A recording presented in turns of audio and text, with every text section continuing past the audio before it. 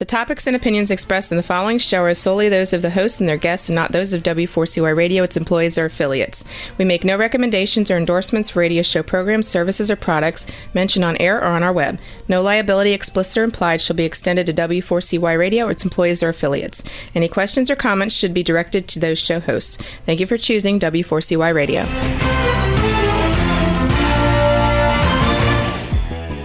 Welcome back, everyone, to the Geeks, Geezers, and Googlization Show, the home of Googlization Nation, where we talk with HR and business thought leaders about the crazy shift going on in the world of business, technology, and HR. Here's your host, Ira Wolf, and co-host Keith Campagna. Hey, welcome back, everyone, to the Geeks, Geezers, and Googlization Show, and welcome to Googlization Nation. We're still in the midst of our pandemic, so we continue to hope that everyone is safe, you, your family, your teams, your company, and staying healthy and doing what you need to do to keep safe. Also, we want to send good wishes out and our prayers and watching for everybody down in Texas, Louisiana, along the Gulf Coast. We got the hurricane ready to barrel in there, so we again. It's 2020. What else can we expect? We're still waiting for the locust, but aliens. Aliens. In Pennsylvania, we got the we had it looked like the locust on Saturday, Keith. We had our lantern flies. Yeah. I don't know if they have that down on the Gulf Coast, but man, oh man, I mean, our whole side of our house was there. So I've gotten very, very good at getting rid of them. But it's been what a crazy year. It's like every day you think you hear something new that's going to happen for the first time. In the Gulf Coast, we had those two hurricanes coming in. And then we got, everything else going on in our lives. We got the conventions going on. We got an election going on. But we're chugging along.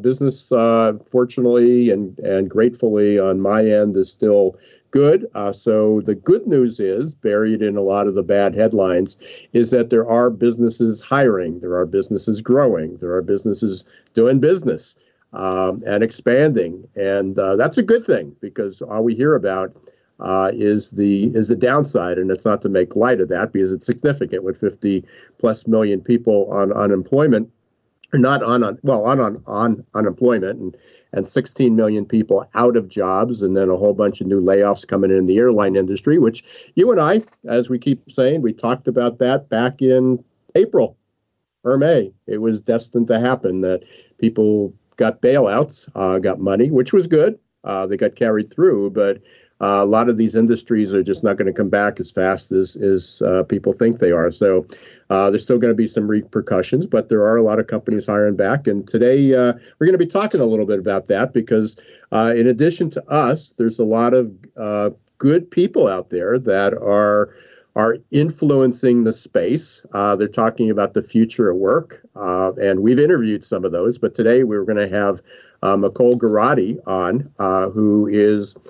I will say this, you can't see me smiling yet. You will when we get on TV, but in a couple of weeks, when the show goes live, TV and radio. But I'm smiling when I say this, because she's a young up-and-comer, doing amazing things. She's got about 4 or 5 projects going on simultaneously. Had been doing some of that when she went back to school, completed an MBA, or working on her MBA.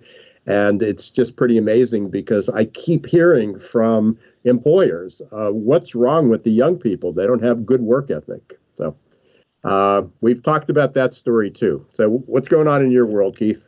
It's interesting. Let me go backtrack a little bit there. I was just on a call with another Geeks, Geezers, and Googlization alum, Craig Fisher. Oh, yeah. He's doing a lot of things now, just based off the way COVID impacted Allegis Global Solutions. He's got his own thing going now. Mm-hmm. And to your point, there's a lot of adversity going on. But, Craig was explaining and sharing with me how many companies are now starting to flip the coin over and recognize, you ready for this one, bud? There's a need to transfer cultures using digital technology so that everyone could come together with one, as one unit inside of organizations. So it's wild to think that in the midst of all the chaos that still keeps on shocking us with new headlines, there is this push. And I love that about business. I love that about the entrepreneurial spirit. And that is, no matter the resistance, no matter the circumstance, if you believe in that vision, you can overcome those obstacles. And I think that's just one of the great things about some of the guests like Nicole.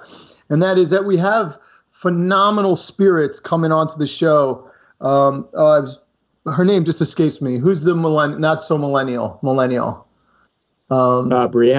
Brianna yeah, Shelfeld. Brianna. Yes, yeah, and she's doing amazing things. Actually, I just saw on I can't remember it's Facebook or LinkedIn, and she just got that jet. Remember, she was going to do a video right before COVID hit. She was going to do her musical video on a jet, and she just rented it. So she just found her jet. So she just actually released a great single.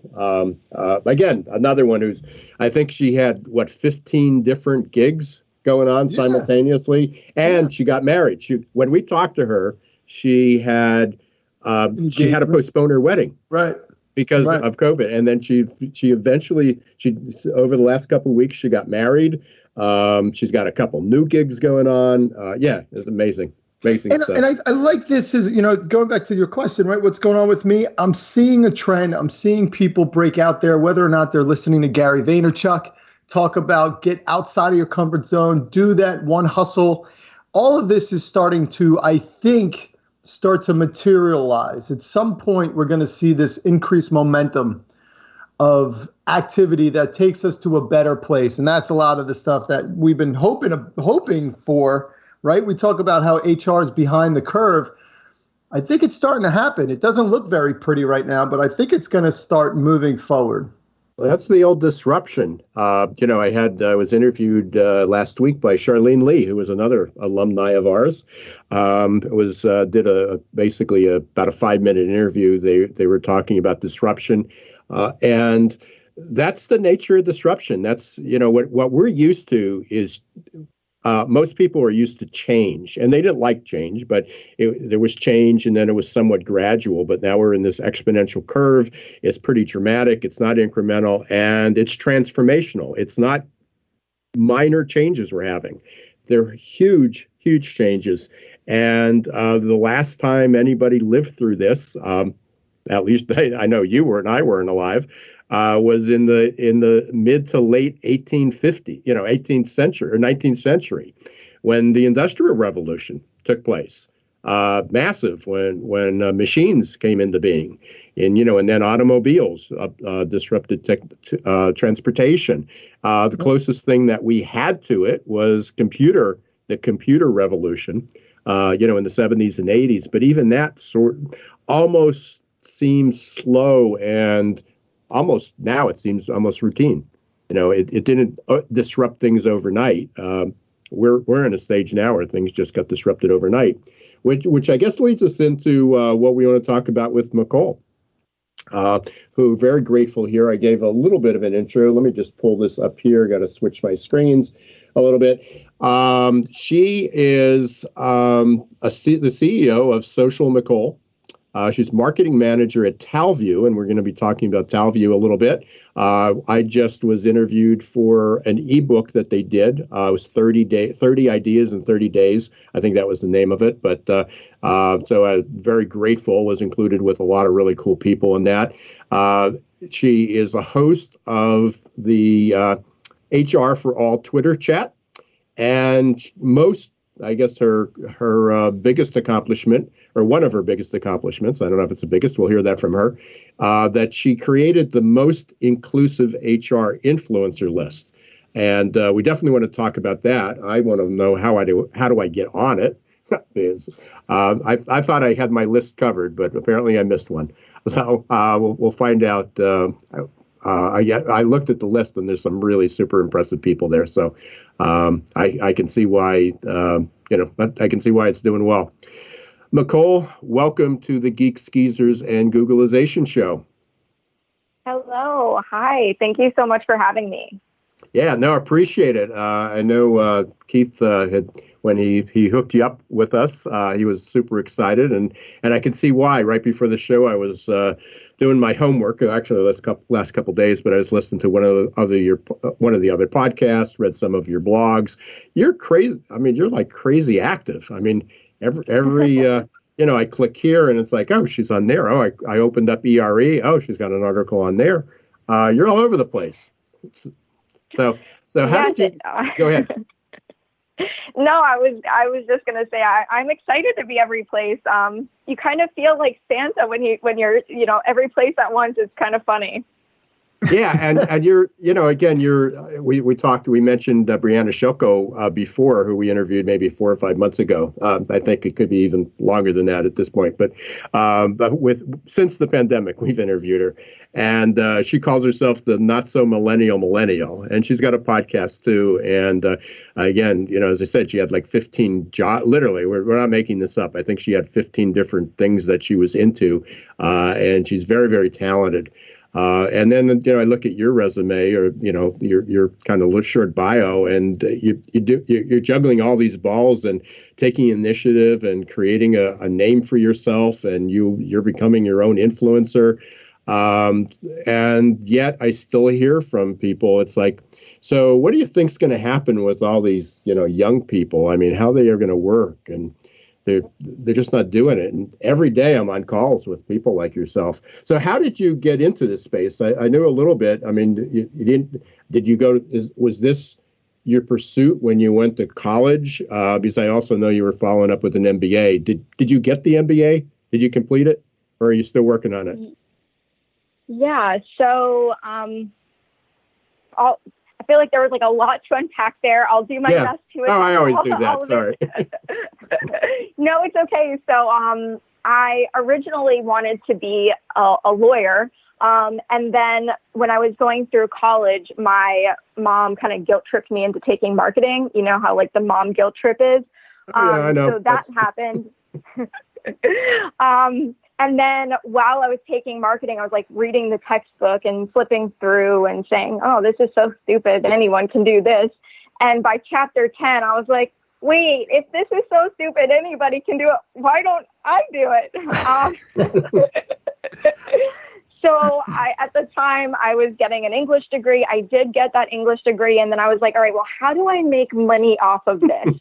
So that spearheaded the MBA, like how to monetize skills. And I think that's really, really important in our society today is you have skills. How do you use them to make society better and to create a life for yourself? So I got my MBA. While I was doing that, I worked as in the marketing department at Ultimate Software, who is actually now a sponsor of the list. And I was building their influencer relations program. And I really loved getting to read like hundreds and hundreds of HR blogs and recruiting blogs every single week. And that's kind of how I spearheaded into this space is when you read that much about that many trends and that many smart people, you kind of pick things up quickly. So that's actually how I got started and interested in the influencer marketing space. And I've been here ever since. Yeah, it's terrific. It's funny because when you talk about the mother influence, I remember my brother, I think my brother was talking about doing marketing. I was going to switch my major. My major was pre-med. And I ended up, you probably don't know that about me. My first career, I was a dentist. So I practiced for 18 years and loved everything about dentistry but dentistry. So I got out. But my mother's influence is you don't want to go into marketing or English or journalism. How do you make money from it? And here we are. Years later, this is how we're all making a living. So, and Nicole, I got a question for you, and it goes back to the how-to phase of the beginnings of your career. So many people, present company included, have that self-realization moment where, for me personally, it was, you know what? If what everyone is really doing is just sharing information and sharing knowledge, it doesn't necessarily mean that I couldn't do it. And so that is what helped me get outside of my own comfort zone and recognize the opportunity I had with the podcast, with the personal brand, all that good stuff. Do you see any kind of trend going on where people in their 20s, in their 30s are moving towards that realization, or do you think there's still lots of opportunity for people to get out of their comfort zone and follow a good idea that they might have, but it's a little bit scary just to think about?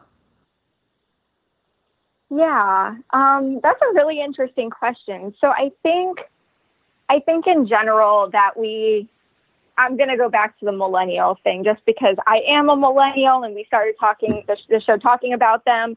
But I kind of think that like right now, millennials are like 40. They're the largest demographic in the workforce. And I think I've heard somewhere on a TV show yesterday that they're the largest demographic of even like home buyers or something like that. Mm-hmm. So millennials are like a staple in our society and in the workforce. And so I think when we think about millennial, we often think about like a younger generation. And at this point, I don't know if they are anymore. There are definitely even younger generations entering the workforce. And I don't necessarily think that people fit into any one box. For example, I'm super creative and I just like to do creative things and work with awesome people. And that's, I know we mentioned Telview early in the show. That's exactly how I ended up at Telview. I literally said to my now boss, Chad, I was like, hey, I want to work with cool people and do cool things. And if that's a place if that's where, like somebody that you want in your company, then hire me. And he was like, okay, great. I like doing, cool things and working with cool people too. So I think, I don't know if it's necessarily like an age thing or if it's, or if it's just cool people doing cool things together. I don't know if that answers your question, but there's definitely opportunities for everybody to get involved and for everybody to use their voice and their personal brand. And just get involved in things that they are interested in and passionate about. Yeah, just to keep the record straight, Nicole, when I said millennials, it was basically facetious because I hear that all the time. People talk about those darn millennials, and they basically, one is don't consider anybody over 25 to be a millennial, which means that they don't even know, they're throwing around a term and stereotyping a lot of people. They don't recognize that the oldest millennials are actually in their early 40s, as you said. And they basically trap, it's like anybody under the age of 45 or 50 turns out to be a millennial that doesn't agree with them. It's like anybody who doesn't share the same worldview. So right. I put myself out there as a recovering millennial basher. So I did that only to kind of bring people in there and do exactly as you said. It really, you're an example, and it's not that you're in the minority. I was on a call this morning. I'm in a consulting group, and out of the 4 people that were on the call, it's 4 independent consultants growing their own business. One of them is maybe in their 40s. Everybody else is in their 30s. And I'm listening to them, and it's like, wow. I mean, not only are they have multiple things going on, but super smart, super ambitious, creative, innovative, entrepreneurial. It's just amazing. So it's like anything else. I said I know I'm older baby boomer. I know a lot of older baby boomers they don't like to hang around with because they're dull, they're negative, they're pessimistic, and they're just not fun. And I'm sure there are Gen Z and millennials and Gen X that are that way too. So that's where we are with that. So you created this list. I mean, one of the things I know you got to Telview, and we'll talk about them in a bit. But let's talk about your list. What were the reasons that you said, hey, we need another HR list? I'm sure that wasn't it. What's the differentiator? How do you, what's the selection? Because you got some really cool people on there. I mean, I went through the list. I mean, a lot of them were our guests for good reason because we're looking for influencers too. But I know Tim Sackett's been on there. In fact, I just got Bridget Hyacinth's book sitting right here. It just came yesterday. So I know she has a new book out. She was on there. Chris Dunn was on the show recently. Lance Hahn, I interviewed just about 2 months ago. Alina Valentine I interviewed, they're doing some cool stuff at Skill Scout. So you got some really, really cool people on here. But what was the genesis of it? What, you woke up one day and said, I want to build a list? That's generally not how it happens with me. Generally, I just kind of like get a vibe of like, okay, what are people thinking and feeling right now? And kind of what's the need? Like what do people need at this moment? And it was at a time last year when a bunch of lists just came out and they were all the same top 100 lists made by a different vendor or company, whatever, that was used as a way to grab really established influencers' attention and to kind of get some brand recognition. And when those lists came out, there was a lot of pushback, I guess the word is. I'm not really sure if that's the right word, but there was a lot of pushback or kind of angst about why are the same 100 or the same 50 people on all of these lists coming out, and why do they all look the same? And when, we say the same, we mean not like actual HR professionals in the field. They weren't representative. So I kind of threw the idea out on Twitter, actually crowdsourced the idea. And I said, hey, what does everybody think about a crowdsourced nomination-based influencer list? It's not going to be a top of influencer list. It's going to be a whoever is doing great work in this industry, who can be recognized by their peers and has, of course, a social following, but who's really just doing the work in their field within HR. And it got so much attention and so much positive feedback. I was like, all right, well, I guess I have to do this now. So within a month, I had something like 150, actually way more than that, like 200 nominations, 150 people featured on the list from 16 countries, and I think on 6 continents around the world. And it just became this huge thing and got a lot of attention. And then 6 months later, we updated the list. Now it features 180 HR professionals and HR adjacent professionals. So like technologists, analysts, marketers, all in the field of HR. And that's what it is today. And we're about to announce another refresh of the list that will be live later this year. So we're really excited about that too. So let me ask you this, before we run up to the break here, maybe you could give our audience a little sneak preview. You mentioned that you were trying to summarize what people that might think and act differently inside of the HR world are doing. What have you learned with this new list?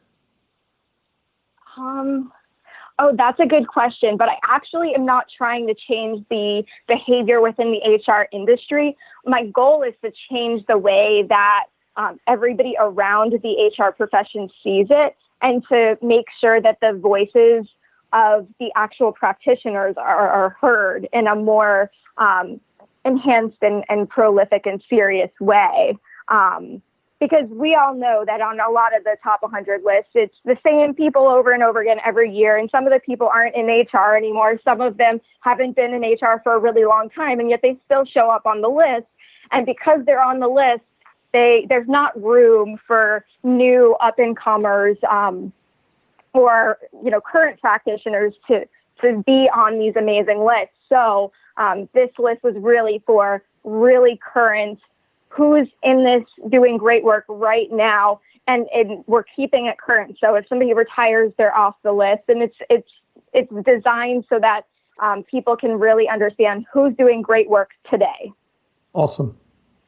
Yeah, it's really cool. There's another group that I was involved in, and again, similar to the similar model on who's influencing the most. And I'm on a couple of lists, but future of work was an area of focus for me. But you're right. There's a lot of these lists. I showed up on some lists just because I wrote one article about something, and somehow you become recognized. But that's not necessarily fair. That doesn't mean I'm the biggest. I'm one of the most influential people in that particular space. So and again, this list is impressive. And I always feel that I'm out there and about, and they do a ton of reading. And you introduced me to a lot of new people, which means at least for one person, you accomplished what you intended to do. So that's very, very cool. Hey, we are at our break time, so I want to make sure that we take care of our sponsors. We want to thank Zor.ai and Success Performance Solutions again for being part of the show. They've been with us for almost a year, and we thank them very much for allowing us to be on the air. Because of them, we've been able to introduce a lot of people out there and have a lot of good conversations like we're having today with Nicole Garati. We're going to take some questions. If you have any, you can post them up on the w4cy.com chat.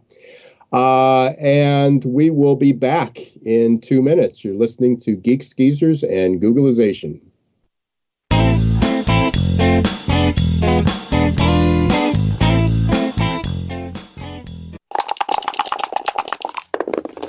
Hiring top talent shouldn't be left up to the roll of the dice. And yet, that's exactly what many organizations do. They roll the dice, cross their fingers, and pray for a better outcome. Hiring the right employees the first time is much too important and way too costly to leave to a game of chance. Your employees and your customers deserve better. For 25 years, Success Performance Solutions has been helping small and medium-sized businesses hire smarter. They offer pre-employment and leadership assessments from typing and data entry to C-suite competence. Whether it's production, sales, healthcare, call centers, or management, Success Performance Solutions can help. Visit their website at www.successperformancesolutions.com to schedule a free demo or call 800-803-4303. Imagine how your company would grow if your candidate experience earned a 99% approval rating. Well, to get to 99%, you need the 3 best letters in recruitment technology, XOR. Zor's text bots, chat bots, and audio bots increased IKEA's candidate conversion rate 455%. Zor decreases candidate drop-off rates, improves your candidate experience, and collects analytics for future strategies. To learn more, check out Zor.ai. That's XOR.ai.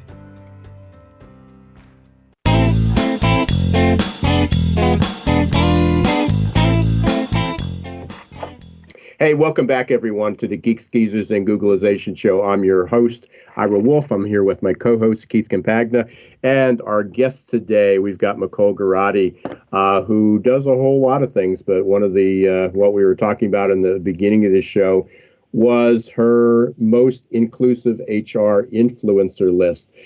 So why don't we just pick it up there, because there may be some people that are interested in seeing it, or nominating someone, and I believe you can nominate yourself too. So, Nicole, how do they view it? How do they see who's on it, and how can they nominate somebody for it? Yeah, so if you go onto socialnicole.com or just Google the most inclusive HR influencer list, the list will come up. And there you can view it there. And there is also a nomination form on my website, socialnicole.com, where you can submit a nomination for either yourself or somebody else. And I just wanted to touch on the self-nominations. I know this is like a crowdsourced, peer nomination-based list, but I did want people to be able to kind of get the courage to nominate themselves and say, you know what, I am doing really good work in this space, and I kind of want to be recognized for it. That's okay too, and that's important too. So go and submit nominations and go and nominate other people doing amazing work. And yeah. Excellent. And I just wanted to make sure everybody knows the spelling. It's social, the site is Social Nicole, and it's M as in Michael, not N as in Nancy. It's not Nicole, it's McCall, right? Yes. So want to make sure that comes across there so that they get to the right spot. So let's talk a little bit about, I know you started as an intern and then you pitched yourself and you got a job and you're doing a great job with TalView, who's doing some really interesting things. And then they just released the ebook. Last month, I guess, the 30 ideas in 30 days, which was great. And then it just got formed into an ebook. And then just this morning, there's a new ebook that came out. So let's talk about those. What prompted those? What are they about, and how do people get a hold of them? Yeah, so the ebooks are, one of them you're in. We talked about it. It's 30 revolutionary ideas to promote basically like the remote workforce and online learning revolutions. And it's what I like about it, the more than the fact that it's really cool and just has some really awesome trends. What I like about it is that my amazing boss who made it really took the time to make sure that the voices that were being heard in the ebook were representative of the HR population as much as he could get it. And what's cool about the ebook that we launched this morning around team building is that we did the same thing. So that was actually authored by myself and Kirsten Greggs, the CEO of Trap Recruiter. And she really took the time to say, like, okay, so what does HR look like, or in TA, and the diversity and inclusion experts at the top companies. And she really took the time to get people from all over the world and the true leaders and practitioners in the spaces. So that book launched this morning, and it's really awesome. Both of them are just great pieces. Check them out on talvy.com. Congratulations.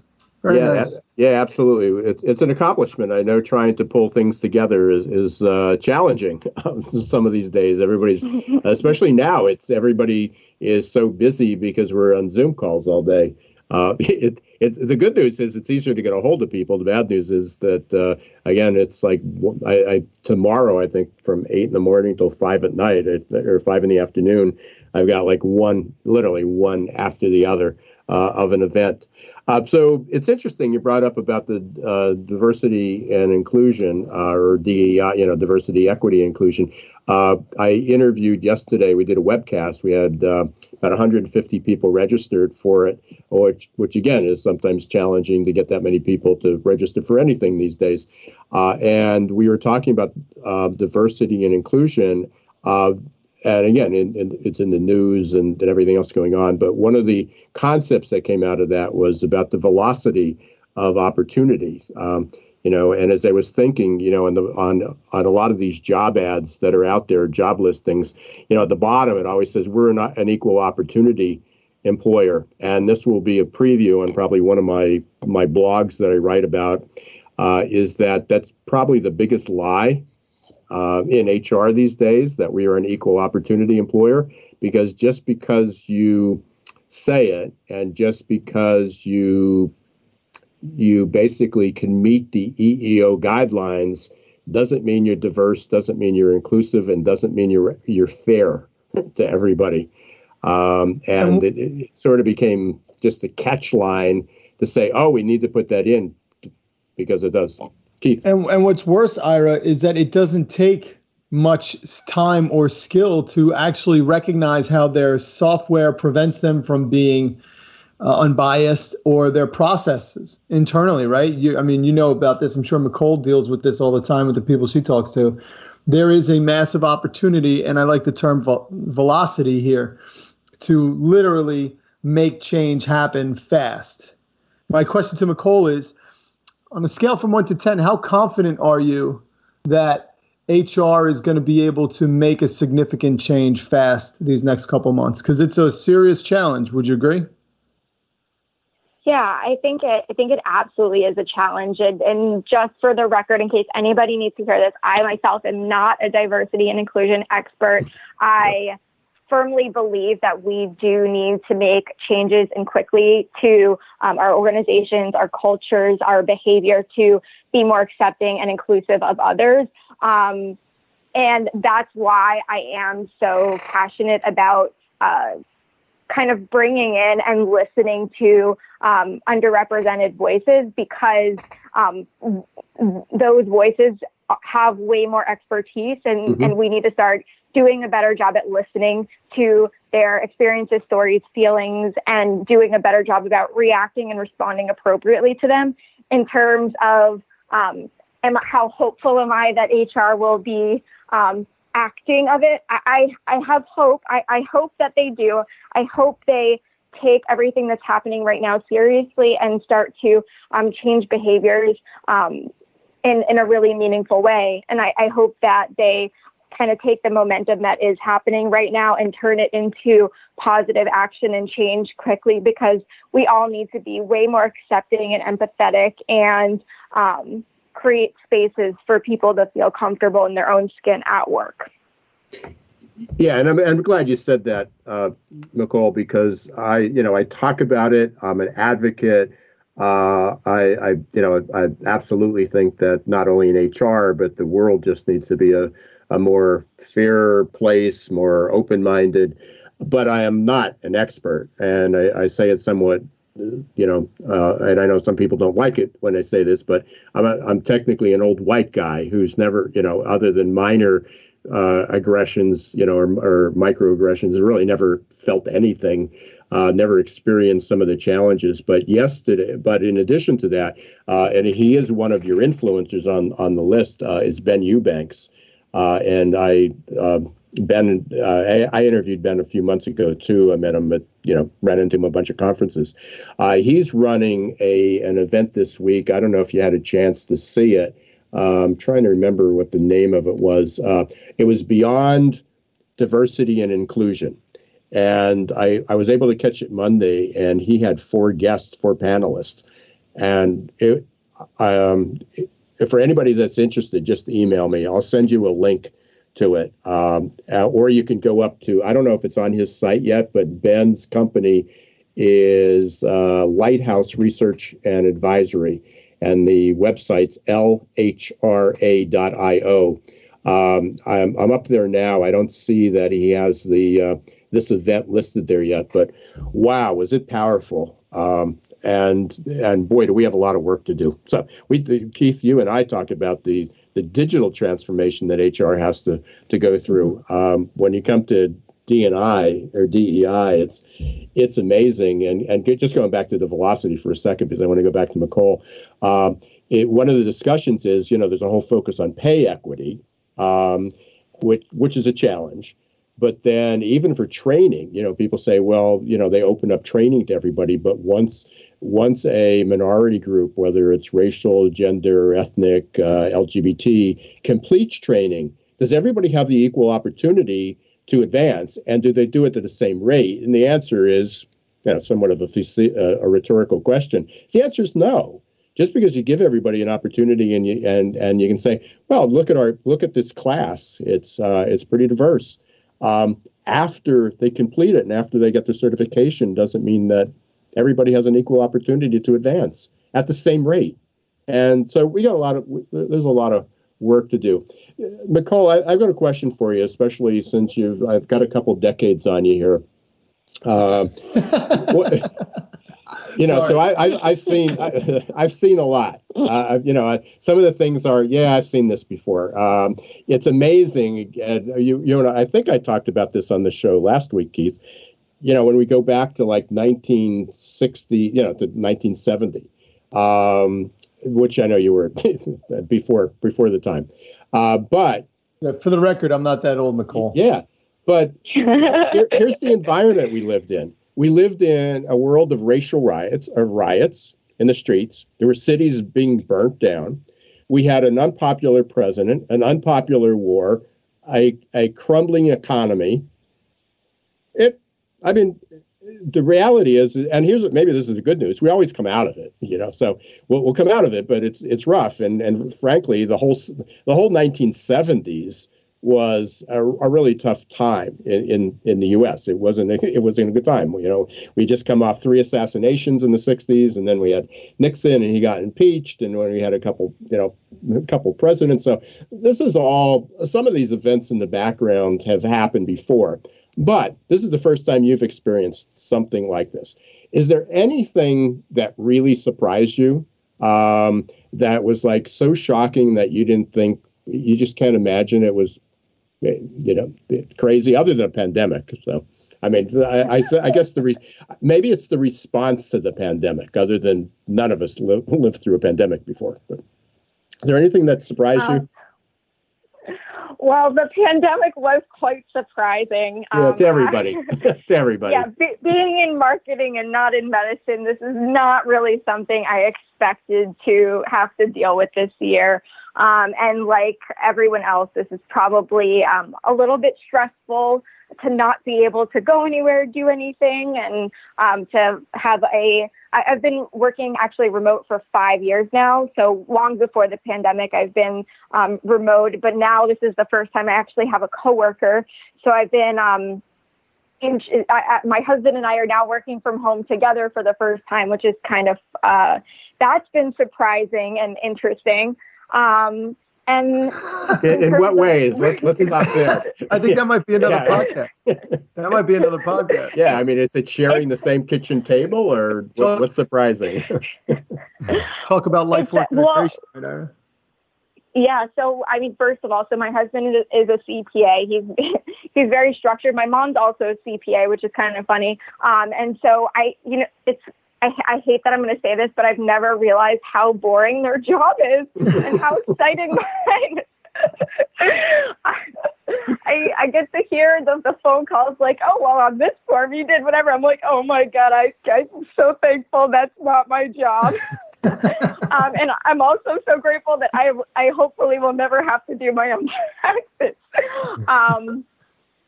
So that, yeah. So anyway, but that was surprising to me to basically accountants have the most boring job in the world. And I'm so thankful that somebody else gets to be able to do that. But it's a great story. I mean, it's literally walking in the shoes of somebody else. So you hear the stories, but unless you had spent a day in his office, you wouldn't know what he did. Right. And there's people that make career decisions based on that. Oh yeah, I really like working with numbers. That would be fun. Or I really like working with people, which is really one of the problems with HR, because a lot of people say, oh, I really like working with people, but it's a lot more than just like working with people. There's a lot more to HR than just that. That's an important part of it. You should like people if you're working in HR, but that doesn't qualify you for much. Yeah, and I think within HR too, what's really cool is there are so many different pockets within HR that I feel like most people don't realize. Like being in payroll or benefits is going to be so different than being a technologist or being on the front lines HR. And I'm going to plug in. I know we were talking about diversity trainings a few minutes ago. So Sarah Morgan of the Buzz on HR has an amazing HROI summit going on that's about anti-racism in HR and how to apply that to the workplace. And so there are just so many different programs, but going back to the different pockets within HR, it was just something so cool that I realized when creating the list of there are analysts in this space, there's influencers in this space, there's marketers in this space, there's practitioners. The industry really is so much bigger than anybody, I don't know, at least I thought about before. Oh yeah, for sure. And none of it seems easy anymore. Not one of it. No, not at all. Especially, not at all. It all has its own challenges, and we all kind of have to work together to overcome them. And I think that's the key right there, right, Ira? Oh yeah, for sure. So what's next for you? What's the next project? So you got these 2 ebooks under your belt, and everything else. What's next other than updating your HR inclusive list? Yeah, so next week is actually a really exciting week in HR. It's a Global TA Day. So I'm actually going to be on a webinar with Kirsten Greggs and Talview on should you focus on hiring the best person for the job or building the best teams? And it's going to walk HR and talent acquisition through basically why our current approach to hiring isn't working and what we can do about it. Well, we should have started that conversation earlier. That's certainly my niche, and they need to toss out the whole model, which I'm working on. Last week we talked about Blue Ocean strategy. I don't know if you're familiar with that at all, Nicole, but I'd look it up. You'd really like it because it really. I mean, I hate this term, but it's literally a map for thinking outside the box. Looking for new opportunities. And, ultimately it becomes a lot of the models that we have in place, going back to the 1960s and 70s, are still the same.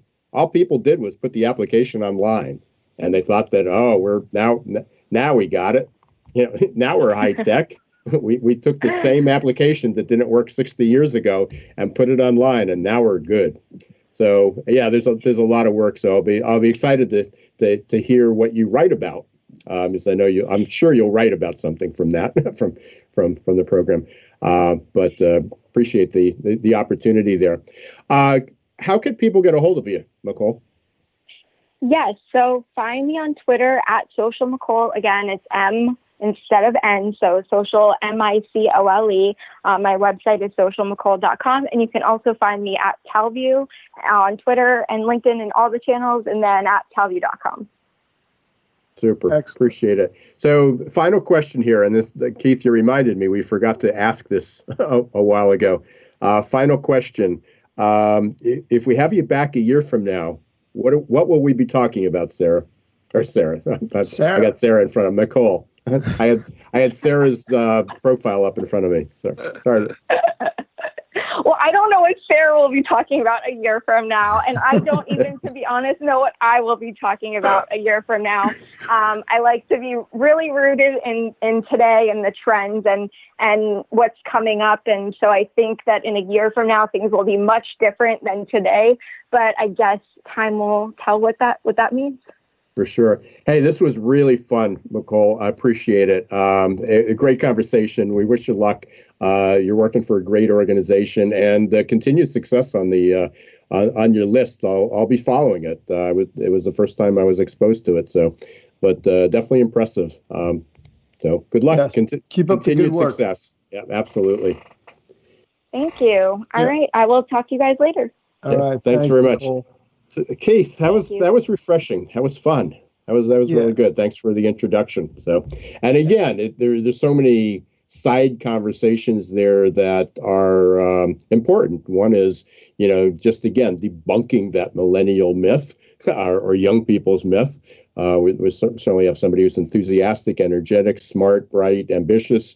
That's not what we hear. You keep hearing the sitting in the basement playing video games. I think what's interesting about that whole point right there, Ira, is that what we're hearing isn't the truth. And if there's a theme that's rising to the surface anymore, right? It's the truth isn't on the surface. You got to dig deep. That's what I love about the show. That's what I love about our guests. It's let's get a little deep. Let's find out what's really making things happen. And here we have it. We have it's almost like another wave of insight and insider information exists. Definitely check out Nicole at Social McCole and the Geeks Geezers Googleization.com website. We've got them, all of our podcasts there, helping everyone to find out what's beneath the surface. Yeah, and also we're on all the podcasts. I think most of you know that. Some of you may be listening to the podcast there, but if you can leave a review, especially on Apple, let us know how we're doing. Give us, hopefully you'll give us a 5-star, but tell us how we're doing. And if you can leave some words, people, there's a million podcasts out there. So sometimes people find us and they want to know what other people think. So if you can share that would be great. We hope everybody continues to be safe. For those along the Gulf Coast, we hope again you take your precautions and do what you need to do. And now again another threat down there, but that will pass, and hopefully our pandemic will pass in the near future as well.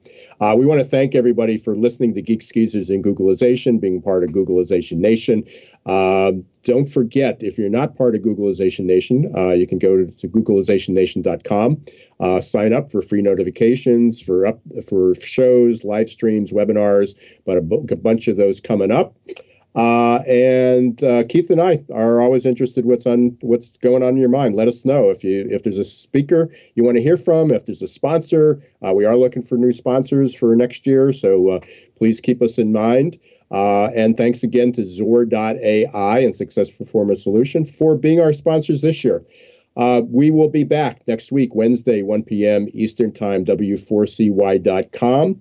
And you can catch us on any of your favorite podcasts. Until the next episode of Geeks, Geezers, Googleization, this is Ira Wolf and Keith Campagna. Don't let the shift hit your plans.